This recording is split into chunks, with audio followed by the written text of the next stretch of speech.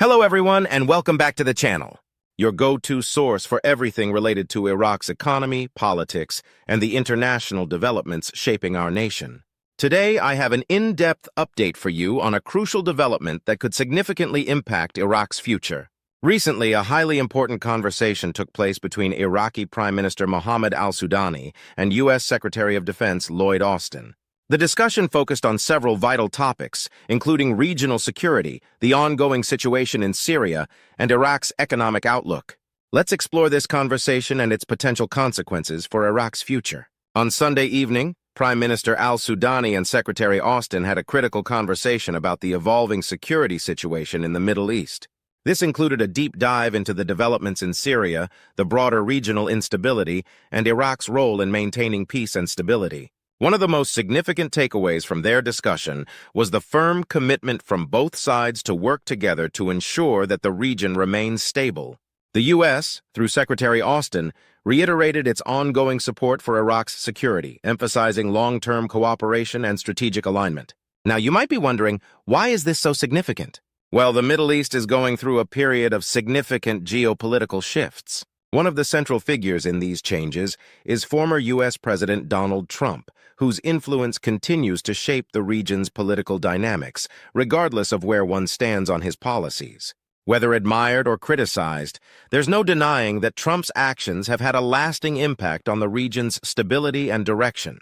The shifting dynamics in the Middle East are becoming even more noticeable, especially concerning Iran.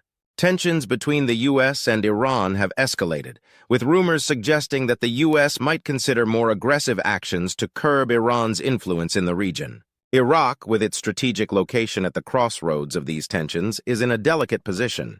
The country finds itself in the midst of geopolitical power plays, caught between the interests of the United States, Iran, and other regional actors. This complex reality only intensifies the challenges Iraq faces in securing its own national interests.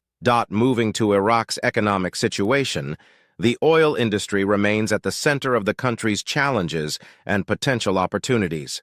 For years, Iraq's oil sector has been plagued by inefficiency and mismanagement, leading to significant losses. Despite being one of the largest oil producers in the world, Iraq has struggled to fully capitalize on its vast natural resources. The government has started to reconsider its approach to managing the oil industry, with new efforts aimed at maximizing revenue generation from oil exports. The situation has reached a point where the Iraqi government is looking to implement comprehensive reforms. These reforms include establishing a more accurate and transparent oil valuation system, which would not only improve the country's revenue, but also ensure that oil resources are used in a more sustainable and efficient manner. Given the challenges of the past, there is a growing expectation that Iraq will soon implement these reforms, ensuring the oil sector's ability to support the country's economic growth for years to come. However, the road to reform is fraught with obstacles. The most notable challenge comes from the influence of militia groups in Iraq. Over the years, militias have played a significant role in the country's political and security dynamics, often influencing key decisions related to Iraq's oil production and distribution. These groups, many of which are backed by Iran, operate outside of the formal government structure, creating significant challenges to national sovereignty and policymaking. For Iraq to successfully reform its oil industry, it will need to address the pervasive influence of these militia groups. The government has recognized this as a priority and is under immense pressure to take steps that bring greater transparency, accountability, and efficiency to the management of Iraq's natural resources.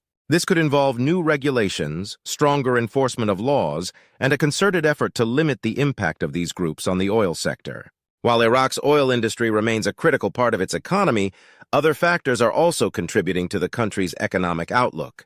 According to reports from Prime Minister Al-Sudani's economic advisor, Mohammad, Iraq's foreign exchange reserves are strong, currently estimated to be around $110 billion. These reserves are held in gold, U.S. dollars, and various foreign currencies, providing Iraq with a solid financial cushion compared to many other countries in the region. Despite this positive outlook, Iraq still faces several financial challenges that could affect long-term economic stability. One of the most pressing issues is Iraq's reliance on the U.S. dollar in domestic trade. The government has acknowledged the need to reduce this reliance and has made it a priority to promote the use of the Iraqi Dinar. Moving away from the dollar would not only stabilize Iraq's economy, but also give a significant boost to the local currency and international markets. However, even with strong reserves, Iraq faces ongoing financial pressures.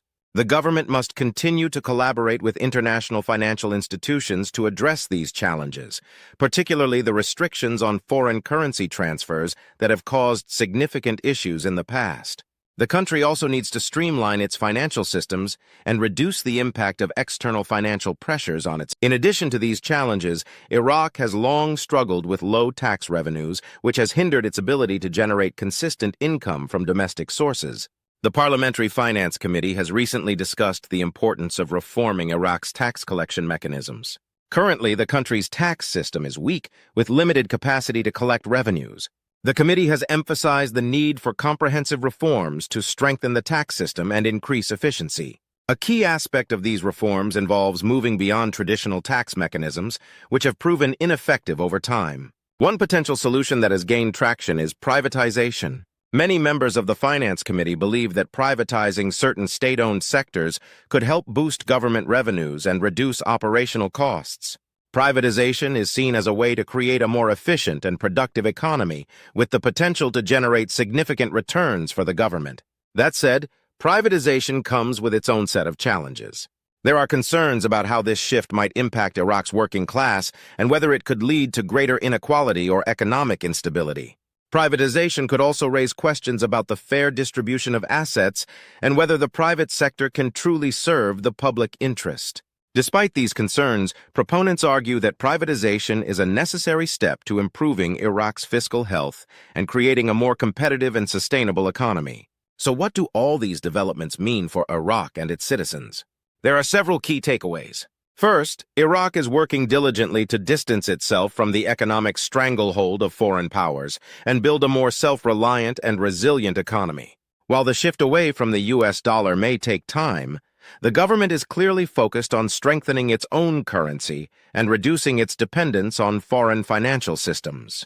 Second, Iraq is committed to bringing about significant reforms in how it handles its oil industry and tax collection. While the road to these reforms will undoubtedly be rocky, they represent a clear path toward unlocking Iraq's potential as a major economic player in the region. The successful implementation of these reforms could be a game changer, giving Iraq the opportunity to transform its economy and improve the lives of its citizens. However, there's one more critical factor to consider: the influence of militia groups. While these groups claim to be working in Iraq's best interest, their role in the country's political and security landscape is undeniable. Their influence, especially in areas related to Iraq's oil revenues, poses a serious challenge to national sovereignty and the government's ability to implement reforms. As Iraq seeks to modernize its economy, it will need to carefully balance the interests of these groups with the needs of the broader population. The discussion between Prime Minister Al-Sudani and Secretary Austin underscores the delicate balancing act Iraq faces in securing both international support and national sovereignty. The U.S. remains committed to Iraq's long-term stability, which is crucial as the country navigates the complexities of militia influence and economic reform. Looking ahead, there are high expectations for the potential changes that may unfold. The bond markets are being closely monitored, with many speculating that once bondholders are paid, Iraq may undergo a significant shift in its economic policies. The question remains, how will Iraq fully capitalize on its oil resources and implement these much-needed reforms? Privatization, tax reform, and oil sector improvements could pave the way for a more prosperous future. But the government must carefully navigate these changes to ensure they benefit all Iraqis.